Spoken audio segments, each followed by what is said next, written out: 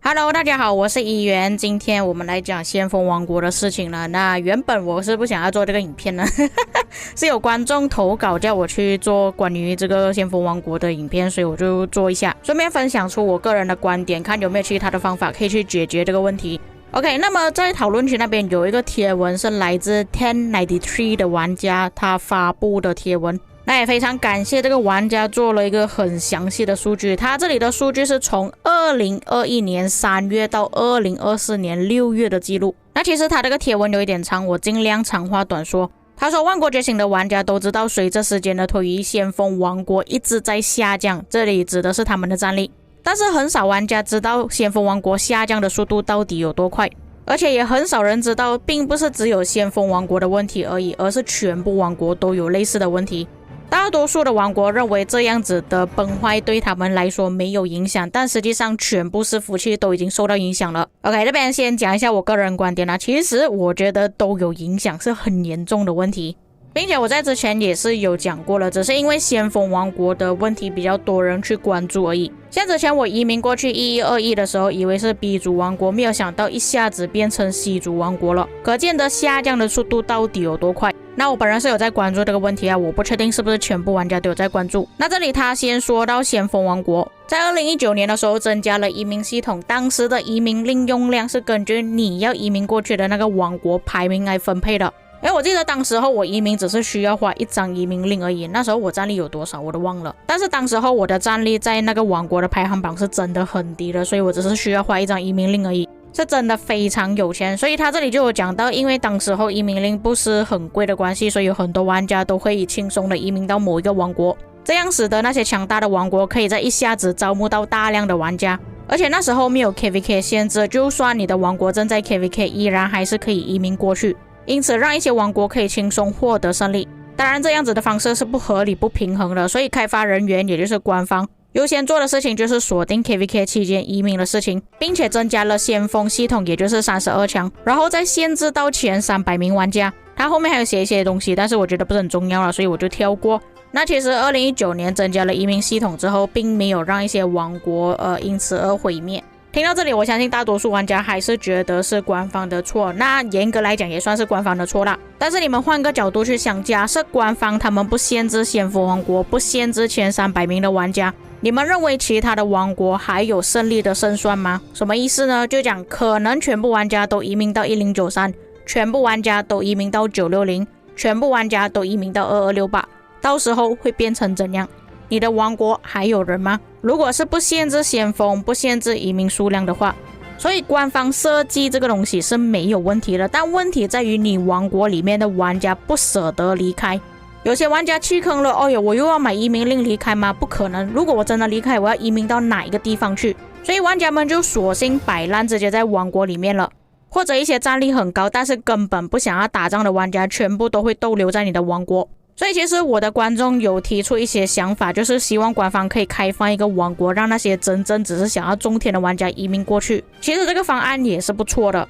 以点名制的报名 KVK。 这里我所指的不是分线系统，其实现在分线系统还是有很多问题的。我唯一不能接受的就是让国王有权利驱逐某一个玩家离开王国。我知道有很多玩家很多观众都觉得这个方法是不错的，但是你们换个角度去想，假设是你的账号被驱逐到另外一个王国去，你会怎么想？我们回来继续看这个玩家所写的贴文。那其实他说移民系统没有影响到这么大，当时候先锋王国的水平都是在一个稳定期间，反而还有增长。那么到底发生什么事情呢？下一个部分就是说征服者之阵的事情了。在2023年1月，也就是去年1月，官方发布了军器还有新的 KVK， 拿到皇庭的玩家可以获得征服者之阵，占领的王国可以获得240个，然后其他的王国可以分到几个，这个我就不详细说了。但就是因为这样子的原因，而导致到跟盟友之间没有办法平均分配奖励。作为辅助的阵营，也就是造王者，大部分的消失了，反而在 KVK 中增加更多背叛的数量。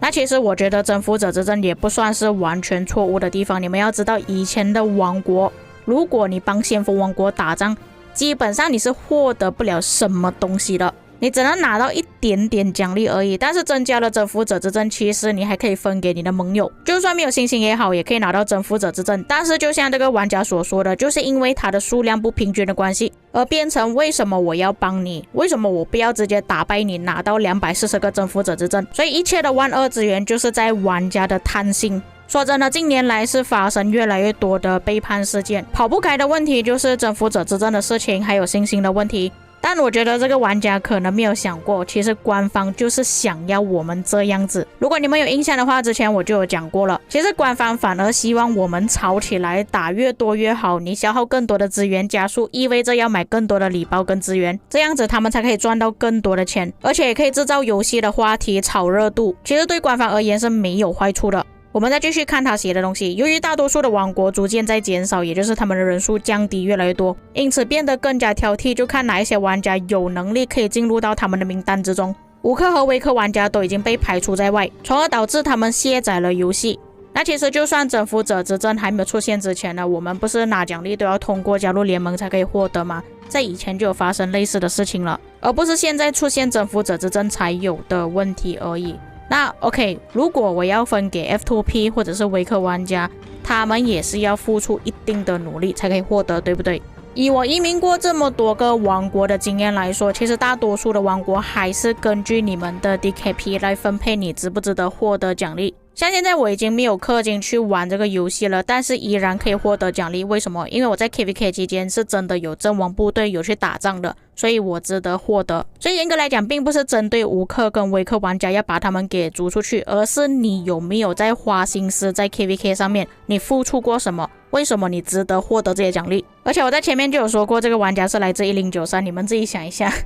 ，1093是现在仅存有3个百亿联盟以上的先锋王国，也就是说他们的王国人数肯定是超过240个，有一些玩家没有办法获得是肯定的。那换个说法，960那边其实豹哥之前有跟我讲过，240个对他们来说太多了，他们根本不需要用到240个，反而他们还想要分出去，但是没有办法。不过我觉得如果官方可以随意的去让我们调整征服者之证要获得多少个会比较好一点，就比方说240个对我们来说太多的话，就分给其他的盟友。因为我敢说现在的先锋王国只是一个联盟而已，没有240个玩家这么多了，除非是说这些先锋王国阵营有另外一个王国跟他们在一起，比方说这一次960跟2489在一起的话，那240个是 OK 没有问题的，但只有960一个人的话是不需要这么多的。所以根据这个玩家的说法，我觉得征服者之证还有数量确实是有影响的，但是真的不是针对乌克跟维克玩家。我觉得问题是出现在军器，而间接性影响到征服者之证。你们自己想一下，那些大哥他们肯定会买军器礼包的，也就是说他们军器的提升肯定是比一般乌克或者是维克玩家还要更高。那都已经说乌克或者是维克了，他们都没有买水晶，再加上他们的军器提升没有这么高，没有这么多的专属铭文，怎么打得过那些玩家呢？是我也不想要玩啊。然后这些乌克跟维克玩家他们又想要通过 KVK 胜利来获得专属铭文，但是没有办法获得，因为他们的人数可能太多了，或者是他们付出不够多，没有办法获得征服者之证，而间接性退出了游戏，而离开了这个游戏。所以受到影响的是整个军器系统，而不是只是光靠征服者之证而已。和之前的水晶科技是一样的道理，当初水晶科技出现的时候，是不是有很多玩家都已经选择弃坑了？但后来改善了，为什么？就是因为官方他们增加了更多的方法去获得免费的水晶，但是获得军器的方法你没有办法通过打野蛮人获得，所以你是很难在短时间内快速提升的。我只能说这些锅还是要丢给官方，就是因为他们出了这些东西而导致到玩家离开了游戏。我们回来看这个玩家所写的贴文，但是匹配不成功真的是导致到这些王国他们陨落的原因吗？他这里有说到游戏的环境其实并不是很健康，尤其是在先锋王国。先锋王国还有各种限制，如果可以让王国有动力发展，而不是让他们无止境的缩减自己的王国规模，那其实有很多问题都会迎刃而解。我们接着看下去先啊。大多数人玩游戏都是为了竞争、成长和进步，但游戏的问题让这些王国逐渐越来越小，他们的规模越来越小。只能说限制有好处跟坏处了，也不完全是坏处。这个玩家的想法是因为官方出了太多的限制而让这些王国陨落，但我个人的想法，除了这个问题之外，还有官方增加的东西，其实影响也是蛮大的。就像我前面所讲的军器问题，另外一方面就是我昨天才说到的游戏节奏的问题啊，真的是太慢了。现在我们要等到后期才有东西可以打，还有你们可以发现到现在很多八方逐鹿的地图其实很难匹配成功，尤其是先锋王国。我是觉得说官方他们之后出的地图不能再出这么大了，你可以再缩小一点，不需要用到8个阵营这么多。还有游戏的节奏真的是要提升啊！你可以出一个没有水晶科技的地图，但是可能 KVK 时间只有20天吧。然后换个方面去想啦，虽然出了一个比较小规模20天的 KVK 没有水晶科技，你没有办法赚水晶科技的钱，但是你想一下，如果让这些王国他们一直持续的在打仗，一直持续的去买礼包，其实还是有钱赚的。再来就是分线系统，其实我觉得官方有这个想法是很好，但是真的不需要这么多的人数。我原本还以为说官方是要迁就这国服，因为国服人太多了嘛。但是最近刚好我有去逛贴吧的时候，看到其中一个贴文，其实他们都讲国服并没有这么多的玩家，只有那些先锋王国才需要这么多的人数限制而已。一般的王国你要掏几百个玩家出来都很难了。所以我真的想不到官方还有什么理由要限制这么多个玩家，其实300个玩家都已经足够了。而且你降低了更多的人数，反而这些先锋王国还可以跟其他的王国打，而且打的势均力敌。但你现在看